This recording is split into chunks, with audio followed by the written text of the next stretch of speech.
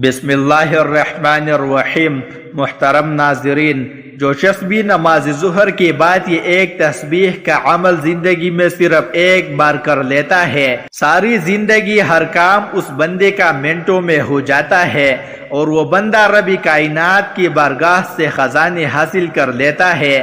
میں نے یہ عمل کرنے والے لوگوں کو شہرت حاصل کرتے ہوئے، دولت حاصل کرتے ہوئے، عزت حاصل کرتے ہوئے اپنی آنکھوں سے دیکھا ہے، اور رب کائنات اس عمل کرنے والے کو اتنا امیر ترین کر دیتے ہیں، وہ بندہ زندگی بھر کسی کے سامنے ہاتھ نہیں پھیلاتا اور نہ کبھی کسی کا محتاج ہوتا ہے۔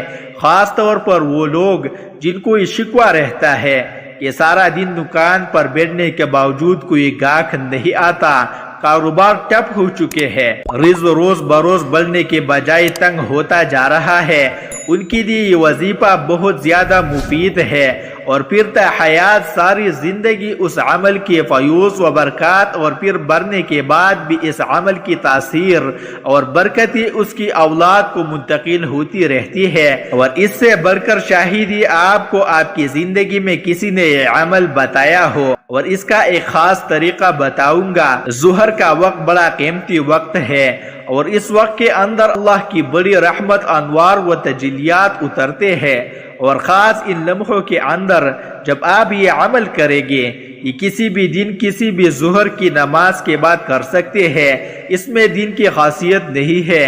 ہاں جمعے کے دن کر لے تو یہ سب سے زیادہ افضل ہے، کیونکہ جمعہ کے دن کی بڑی فضیلت ہے اور اس دن کی بڑی برکتیں ہیں۔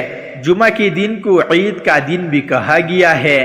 ہفتے کے جو 7 دن ہے، 7 دنوں میں جس دن کو رب کائنات نے سارے دنوں کا سردار بنایا ہے، وہ جمعۃ المبارک کا دن ہے۔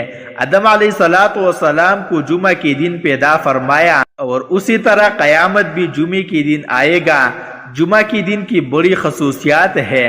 اب آپ کو عمل کی طرف لے کر جانا چاہتا ہوں، تو دوستو وظیفے کرنے کا جو خاص طریقہ ہے میں آپ کو بتا دیتا ہوں۔ آپ نے اس عمل کو ظہر کی نماز کے فوراً بعد آپ نے اسی جگہ بیٹھے بیٹھے کر دینا ہے، یا اگر آپ اٹھ کر بھی جائے تو دوبارہ جب آپ اس عمل کو کرنے کے لیے بیٹھیے تو پھر آپ نے عمل کرنے کے دوران کسی سے کوئی گفتگو نہیں کرنی۔ آپ نے جب تک یہ ایک تسبیح مطلب 100 بار، تو آپ نے جب تک اس کی تعداد کو مکمل نہیں کر لینا، آپ نے اپنی جگہ سے ہرگز نہیں اٹھنا۔ تو دوستو آپ کو انشاءاللہ اپنا مقصد اپنے ذہن میں رکھنا ہے، اور جو بھی آپ کا مقصد ہے، کاروبار کا مسئلہ ہے، جو بھی آپ کے مسائل ہے، تو سب کو اپنے ذہن میں رکھتے ہوئے آپ نے یہ کلمات پڑھنا شروع کر دینے ہیں۔ اس وظیفے کو آپ بلند آواز سے بھی پڑھ سکتے ہیں، آہستہ آواز سے بھی پڑھ سکتے ہیں، جیسے آپ کو آسانی ہو۔ آپ اس ترتیب کے ساتھ ہی اس عمل کو پڑھ سکتے ہیں، لیکن یہ بات یاد رکھیے گا کہ ہر نفع نقصان کا مالک جو ہے وہ اللہ تبارک و تعالی کی ذات ہے۔ یہ عقیدہ ہونا چاہیے کہ اللہ تعالی ہی سب سے زیادہ طاقتور ہے، اور اللہ تبارک و تعالی ہی سب کچھ عطا کرنے والا ہے۔ اللہ تبارک و تعالی ہی کی طرف سے انسانوں پر حالات و مشکلات اور ساری چیزیں جو ہے وہ اللہ کی طرف سے ہی ہے۔ اس لیے آپ نے اللہ تبارک و تعالی پر یقین کرتے ہوئے کہ میں رب کو خوش کر رہا ہوں، اس کا ذکر کر رہا ہوں، اور رب کائنات میری تقدیر کو ضرور جیسا میں چاہتا ہوں اسی طرح بنا دے گا، میرے مقدر کو بدل دے گا، میری مشکل آسان فرما دے گا، میرے رزق میں اضافہ فرما دے گا۔ مجھے مانگنے کا طریقہ نہیں آتا، میرا رب بغیر مانگے مجھے عطا فرمائے گا، اور رب بغیر مانگے بھی بندوں کو عطا فرماتا ہے۔ جو بندے اس کے بن جاتے ہیں، پھر بندہ جیسا جیسا تصور کرتا ہے، سوچتا ہے، اللہ تعالی اس کو ضرور عطا فرماتا ہے، کیونکہ یہ ہم سب جانتے ہیں کہ قرآن مجید انسانیت کے لیے ہدایت ہے، رہنمائی اور شفا اس کے اندر موجود ہے، ہدایت بھی ہے۔ بیمار پر پڑے تو رب شفا عطا فرماتا ہے، گھر میں برکت کے لیے تلاوت کرائے تو اللہ گھر میں خیر و برکت عطا فرماتا ہے، کاروبار والی جگہ پر قرآن کی تلاوت کی جائے تو اللہ تعالیٰ اس کا کاروبار میں برکتیں پیدا فرما دیتا ہے، کاروبار زیادہ چلنے لگ جاتا ہے۔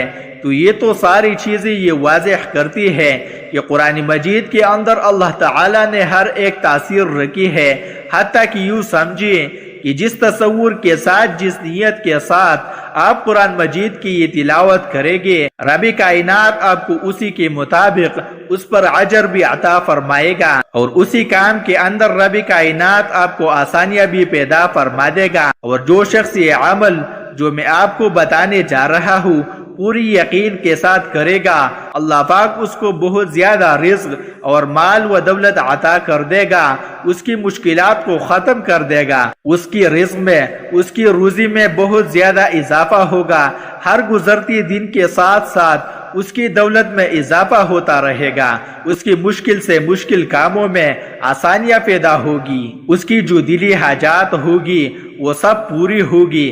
کئی دفعہ ایسا ہوتا ہے کہ انسان کی دل میں کئی طرح کے خواہشات ہوتے ہیں جن کو وہ کسی سے ذکر بھی نہیں کر پاتا۔ کچھ خواہشات ایسی ہوتی ہے جو آپ زمانے کے ساتھ، معاشرے کے ساتھ بیان کرو گے تو وہ سب آپ کا مذاق بناتے ہیں۔ تو ناظرین، جس طرح کی بھی حالات ہوتے ہیں اپنے اللہ کو ہی بتایا کرو، بے شک اللہ تعالی سب کچھ جانتا ہے، لیکن پھر بھی اسی بندے کا مانگنا اور ہاتھ پھیلانا بہت پسند ہے، اس لیے اپنے اللہ سے مانگ لیا کرو، اللہ سے ہر چیز میں مدد طلب کیا کرو۔ اللہ پاک بڑا ہی غفور الرحیم ہے اور وہ عطا کرنے والی ذات ہے۔ رزق کے حوالے سے، دولت کے حوالے سے پریشان نہ ہوا کرے، اللہ پاک ایسے وسائل پیدا کرے گا کہ جو آپ نے سوچے بھی نہیں ہوگے، وہاں سے آپ کی مشکلات دور ہو جائے گی، رزق میں بھی اضافہ ہوگا اور زندگی بھی بدل جائے گی۔ تو محترم ناظرین، یہ تو کچھ بھی نہیں، میرا رب وہ ہے جو پوری کائنات کا خالق ہے، مالک ہے، رزق دے رہا ہے۔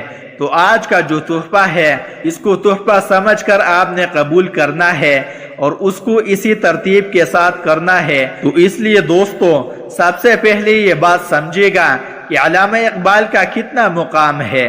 بے شک عزت دینے والی ذات میرے رب کی ہے، انہوں نے علامہ اقبال کو کتنا اونچا مقام دیا۔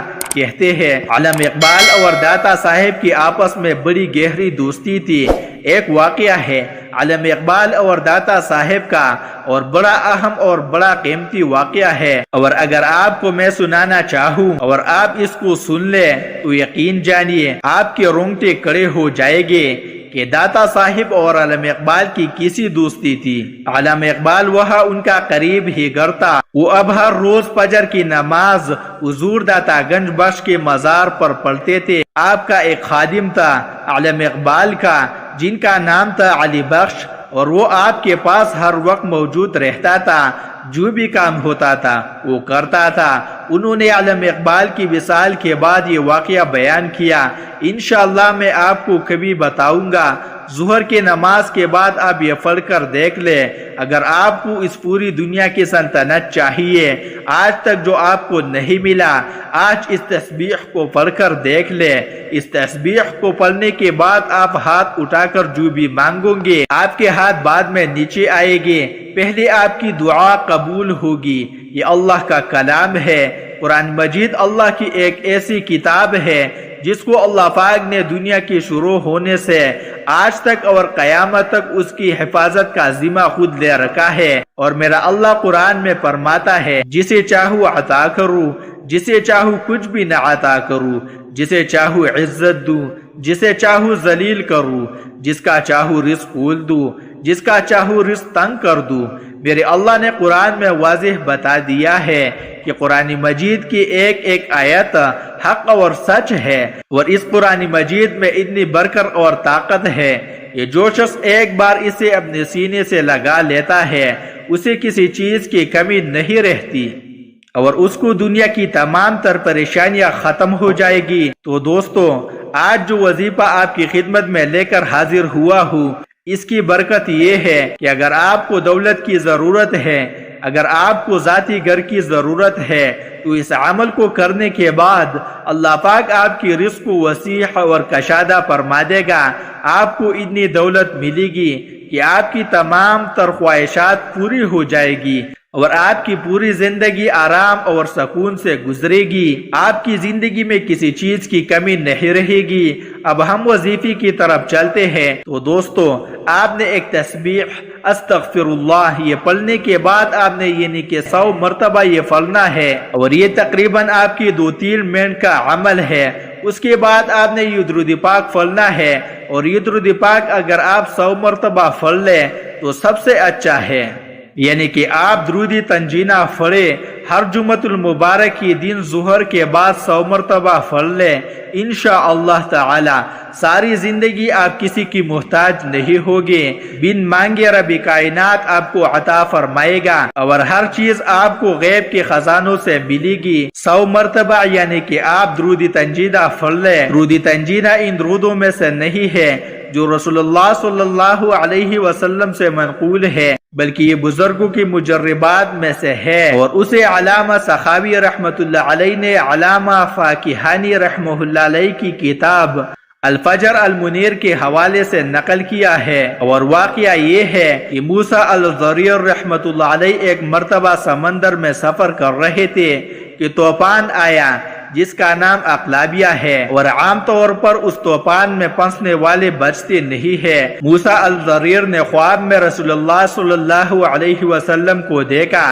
آپ صلی اللہ علیہ وسلم نے فرمایا کہ کشتی والوں سے کہو کہ وہ یہ درود پڑھے۔